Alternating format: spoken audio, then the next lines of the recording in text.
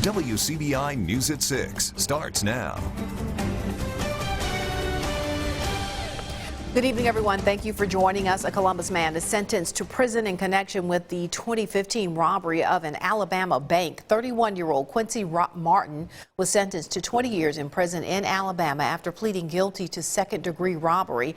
The crime happened at West Alabama Bank in July of 2015. Investigators say Martin robbed the bank and left on foot. Details from bank employees and witnesses led to his arrest. When Martin was indicted for the robbery, he was serving a 30-year sentence in Mississippi for holding up the Quality Inn and the River Chase Inn. His Alabama sentence will run concurrently with the Mississippi sentence. Well, when it seems too good to be true, it probably is. The Macon Police Department says this is a fake check. It was sent to a local resident. It looks like it's from the Lee County tax collector. The person who receives this check is told to deposit it and keep $400 and then send the rest to a third party. But this is not from Lee County. If you follow the directions and send that $1,400 to a third party, you will be out of that much money. Officer Carlos Hill says the department is continuing to investigate this scam. We have some new developments to a story we first reported yesterday out of Ackerman. 2 burglary suspects who were on the run are now in custody. Kirsten Gill turned himself in to Ackerman police this morning. He's being charged with attempted burglary. LaJordan Coleman was arrested by Louisville police. He's charged with attempted burglary and felony malicious mischief. The 2 men, along with Travion Jones, are accused of breaking into Guns N' Roses pawn shop in Ackerman. Bond for Gill is set at $10,000. Coleman's bond is set at $15,000. Meanwhile, Jones' bond is set at $5,000. Police Chief Tim Cook says all 3 men are in jail tonight. West Point police are asking for your help finding a woman last seen with 2 men she possibly met online. Cassandra Cruz was last seen Wednesday night leaving a house on East Main Street. It's not known what she was wearing Wednesday, but her family members say she typically wears black boots with brown, black, and white. Family members say she uses Facebook, a Facebook dating group, and she met these 2 unknown men. No description of the car was available, and their direction of travel is not known. If you have any information on where Cassandra Cruz is, call Golden Triangle Crime Stoppers or the West Point Police Department. What a great day we had. Weather-wise, no clouds in play here. Finally, for a change, you can see our Alpha Insurance camera network in Vernon and Louisville, Mississippi, Columbus, and Tupelo. No problems here. We've got temperatures in the upper 30s and low 40s right now, gradually cooling down into the 30s and 20s later on tonight. The wind is still a bit breezy in some spots, but it will relax and go calm later on tonight. And check out those lows there into the mid-20s, maybe some low 20s out there. So likely a frosty start to our day tomorrow, but with widespread sunshine. You can see right here, hour by hour tomorrow afternoon, widespread 50. So a pretty good start to the weekend. I'm back with your full forecast coming up. Well, it's never too early to start thinking about your future. That's what students at Houston Middle School are saying as they kicked off their 3rd annual Career Expo. Our Stephanie Poole talked with some of the students on their career choices and has more on the story. This room is filled with over 100 8th graders, and they all have an idea of who they want to be when they grow up. I want to be a welder when I grow up. John Murphy is just an 8th grader, but today his duties go beyond the classroom. I just want to teach these young kids out here about welding and what you have to do to be a welder. Not a lot of people want to be it anymore, so I want to encourage some of these younger kids to become a welder so we have some more people to be able to weld. Murphy and his classmates are at a Career Expo, a part of Graduation Awareness Month. Students research jobs, made displays, and even dressed in the attire of the profession they chose. I chose obstetrician and gynecology because it very interested me, because women's body is very important, and I know it's a lot of people in that medical field, but I like to help babies and deal with babies and stuff, so that's why I chose that career. Graduation coach Crystal Ellison says the school decided to use the program to help guide students into a positive path. We have guest speakers come in. We have our speech and drama class that does videos promoting character traits and skills that employers are looking for. I want to see every student graduate, and that is one of our goals. That is our goal here at Houston School District, and it does not start at the high school level. It starts in kindergarten. It starts in pre-K. So this is just as important for these first graders who are here right now and the second graders and third graders that are coming. And she hopes the experience will greatly impact students. I've been telling the little kids about like what's all in the obstetrician and gynecology and how much money they can make in the outlook and the determination that's in the job. So it makes me feel like I've done my good deed for the day to teach them something that I know and that I can pass on from their generation. Regardless of what job these middle schoolers choose to have, they just want to keep the future bright. Reporting in Chickasaw County, Stephanie Poole, WCBI News. And Houston School District has more activities planned for 8th graders like a college day and recording their graduation videos. Well, an evening of fun and fundraising is on tap tonight in Tupelo. The 57th annual charity ball is just about to get underway. Our Allie Martin is there. He joins us live now with a preview. Allie. All right, it's time to put on your boogie shoes here at the Bancorp South Arena. I've got a lava lamp, there's disco balls. It is the Junior Auxiliary 57th Annual Charity Ball Disco Revival. Joining us is Gemma Alexander. Gemma, this is going to be a big night. She is president of Junior Auxiliary. Tell us what's going on tonight. We are so excited. Tonight is our fundraiser for the year for Junior Auxiliary, and we're at Bancorp South Arena in Tupelo. Party starts at 7, so we're excited about it. There's lots of bling, lots of sparkles. I was going to get a different outfit, but I saw the tablecloths you all have. Yeah, and this matches the tablecloth. You So disco, you remember disco, right? Back in the day. I was kind of young, but yeah. Well, I was. We might see the hustle. Right? Okay. Yeah. So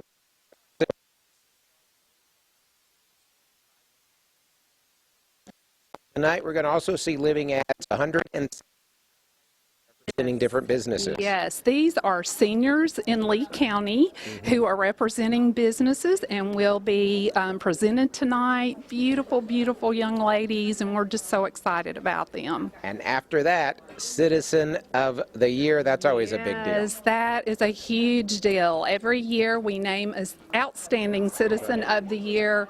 Top secret, no one knows until the name is announced. That's right, that's right. It's very secret. So you can come out, 7 o'clock it starts. You can still get tickets, $50 here at the door, and it goes until midnight. So after Citizen of the Year, the DJ will start up, lots of music and lots of 70s music. That's right, so much fun. Great, get your dancing shoes on, come on down. We're going to have a report at 10 o'clock. We're going to tell you who the Citizen of the Year is. For now, we're in Tupelo Disco Revival. We'll send it back to you in the studio.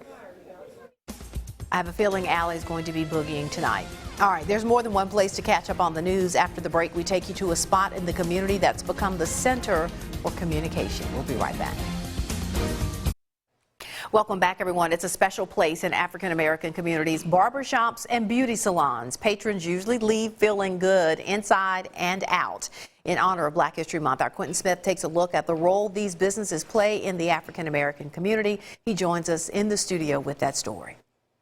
Yeah, Andrea, for generations, barber and beauty shops have been a centerpiece of the African-American culture. At one time, they were one of the few places African-Americans could gather and discuss what's going on. The people I spoke with say they don't see that changing.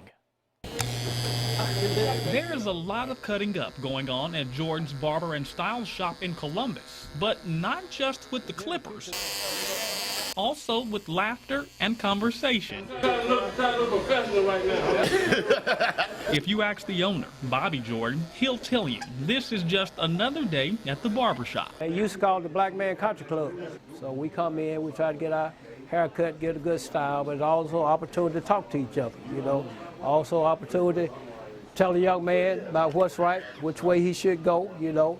Chance to talk about politics, chance to express ourselves that we might not can say otherwise. This shop has been a staple in Columbus for 50 years, but when it comes to barbershops in general, well, they've been a staple in the community for centuries. And the black community, everybody, this is a spot everybody can come to, and it's one of the center of the community, the black community. One reason for that is because at one time, the barbershop was one of the few businesses African Americans owned. It's one of the only things that a black person could do on his own was cut hair. That's the number one thing. We used to cut the other people's hair, but the only thing we might have to do is borrow your sheep shears to do it, but there's something we can do on our own. And the same can be said for hair salons. I can go as far back as in the slavery days, there were slaves that had to administer hair services to their slave owners. So by them using the tonics to do our hair, they became entrepreneurs once they became free. This was something that they had already started when they were in slavery, and after slavery, they just went on and took it to the next level. For Frances Stevenson, the salon plays a big part in her life. This is my way of communicating with the community. She's the owner of Martha's Cut and Curl, a beauty shop she inherited from her mother. Ever since I was a little girl, watching my mother do hair, it was always about love and that family bond. Both the hair salon and barbershop have a lot in common, including being cultural and economic drivers in the African American community. By way of his clippers, Brandon White has held a job in the barbershop for 15 years. Now he uses the shop not only as stability for himself, but also to give others a chance at employment. The shop I come from, we check the kids' report card. They're doing good, they want to work. You know, we'll provide them a job after school. For the economy, yes, it has always been a great moneymaker. It means a lot to me. It's a tradition. My father worked hard, he got it started, he got it established, so I'm going to try to do what I can to keep it going. I have a son here in the business, he's standing down here working, so hopefully we can keep it going. See, the shops serve as a place of business and fellowship all under one roof, and they take pride in giving back to the community. From a crisp lineup to a nice hair flip, strangers become friends and clients become family. Both establishments are centerpieces in the African American community, and many believe it will continue to remain that way. The way we show love, man, the way we, the energy we give, you know, just the way we interact with people, you know, we always try to do something with the people, you know, the community. As long as we love ourselves, we're going to take care of ourselves, and we're going to make sure that we look good. So, no, I don't think we will ever go out of business. I wish the people in the community will recognize what it is and try to help us keep this going, you know, because see, we as a people are losing too many things that we started out with. So we've been around this long, so it's a good example also to show people what's possible. Now, here's a fun fact. The first African-American woman to become a successful entrepreneur in the hair business is Madam C.J. Walker. She was also considered to be the wealthiest woman in the world during the time of her death. In 1933, Henry Morgan opened the first barber school for African-Americans called Tyler Barber College in Tyler, Texas. All right. The beauty shop is where I need to go when I have these bad hair days, when it rains constantly. So you've had a lot of bad hair yes, days recently? I have, all week long. It's been pretty rough with the rain on, but today we got a nice day. Tomorrow, still a lot of sunshine across the deep south, and look at all that sunshine there, and warmer temperatures too. We're back into the 50s. Your full forecast is next. Your WCBI First Alert AccuWeather forecast with Chief Meteorologist Keith Gibson. Baseball weather back in the region here. Baseball is back, I guess I could say. Tomorrow for the second game here in Starkville, temperatures in the 50s. Oregon State in town, and in Oxford and Xavier here. We're looking at some great weather as well, temperatures in the 50s. Now, your weekend, 55 degrees, as we just mentioned. A little bit more cloud cover on Sunday, but still dry weather here. Don't forget, we're off to Vernon, Alabama at 10 a.m. tomorrow until noon at Durham's Pharmacy, talking about severe weather, programming weather radios. Case in point, our severe weather season is really starting to ramp on up. We've had a lot of it, but climatology says that April is going to be the peak month here in Mississippi and Alabama, so we just have to be on guard. Tonight, nothing to worry about, just cold, clear, calm, and cold, down into the mid-20s, 24 degrees, and our planning for tomorrow, 9 o'clock, 38. By noon, 48, back into the mid-50s at 3, and cooling back down into the 40s by 6. So things are looking very nice here for our Saturday, locally and across the Twin States. It's shot at 60 in Meridian, 61 in Hattiesburg, 58 over there in Birmingham, Alabama. We have a big area of high pressure scooting on in right now, so the wind will relax tonight. Mostly sunny tomorrow. Just some wispy cirrus clouds starting to drift on in tomorrow afternoon, but really no issues. That could actually give rise to a pretty nice sunset tomorrow evening. More clouds in the region on Sunday, but the rain will likely stay toward northwest. So if you have any outdoor plans, chores, etc., Dry weather expected for the next 2 days, but we'll have some rain and thunder in the region on Monday. It doesn't look like we're going to have any severe weather. We'll watch it, of course, but there could be some heavier downpours around.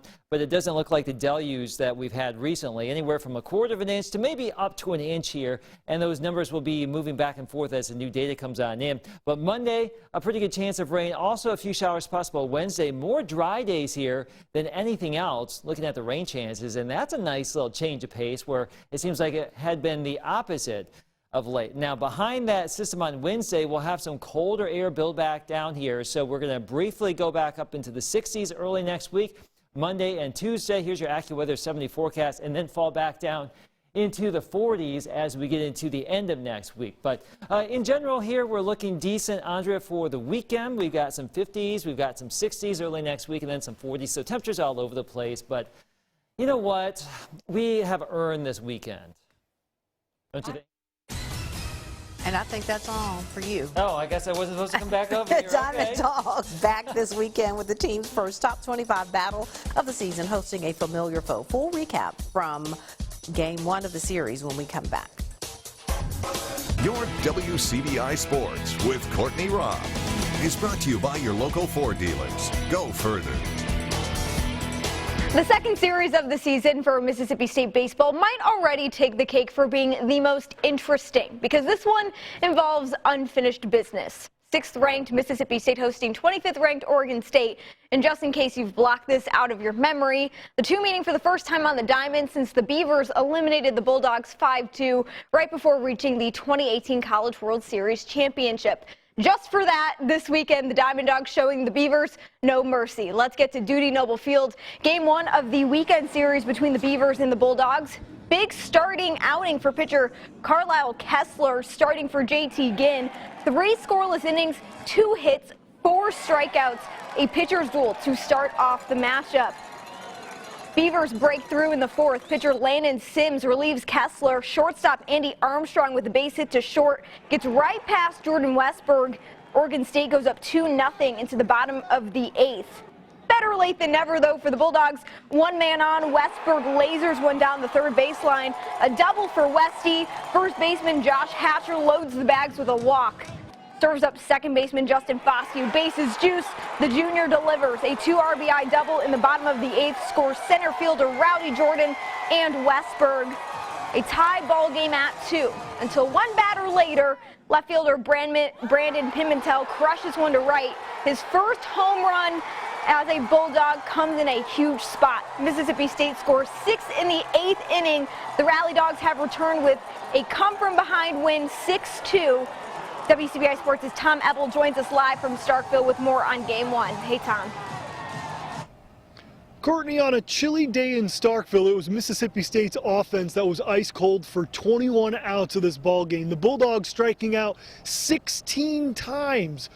But as head coach Chris Lemonis said after the game, with this offense, the Bulldogs always have a chance. In the 8th inning avalanche, where Mississippi State put up a 6th spot to rally past Oregon State, Lemonis said not only was it the offense, but it was the home crowd support that was able to be a big part of the comeback. You know, in our ballpark, it's our offense, and then it's our fan base. So when you're an opponent, you have to come in here and you pitch, and, you know, we didn't have the momentum all day. And so there in the 8th, that momentum grew, and it gets tougher to pitch here at the Dude when that momentum's building. I think our bullpen did a really good job, you know, keeping us through, like getting us through the innings to our offense to come through and help us win. In the end, we're just competing. That's what Coach Lemonis always preaches to us, and just competed in the 8th inning. On a day where the Bulldogs are accustomed to seeing JT Ginn on the mound, the Bulldogs getting a really quality spot out of 3 pitchers today. Mississippi State's pitching staff holding Oregon State to 2 runs on 6 hits. It's got to be a good feeling for Lemonis going into the weekend if JT Ginn is going to miss extended time. So Christian McLeod will get the start on Saturday for the Bulldogs as Mississippi State looks to win the series against number 25 Oregon State. Reporting here live outside Dudy Noble Field, Tom Ebel for WCBI Sports. Courtney, will send it back to you. He's cold, yes, but he's handling it very well. These baseball games in this type of weather, they're so difficult. I mean, imagine the players having to stay warm too. They don't have gloves. They don't have turtlenecks that Tom's wearing. No, Yeah. we're bracing the elements in order to get such a fantastic game, and they got the first win of the weekend, but now they've got to do it 2 times again and take the series. The fans will be there to see them through it. Yes. All right. Just no weather involved. We'll be right back with the last look at the forecast. Stay with us. Great weather for the weekend, 50s for your Saturday. More clouds Sunday, but we are dry. Rain and storms possible Monday, and then some colder air kicks back in Wednesday. So Honestly, it's going to be a repeat of last Saturday because it was gorgeous around here last Saturday. certainly was. Yeah. Do it again. All right. This weekend in sports? Yes, MSU Oregon State, some more basketball action. On Saturday, we'll have If you want to stay warm, go to the basketball game. Yeah, if you want to stay inside, or just better join us and watch the highlights there. I like that plan. That's the news at 6 o'clock. Enjoy your weekend, everybody.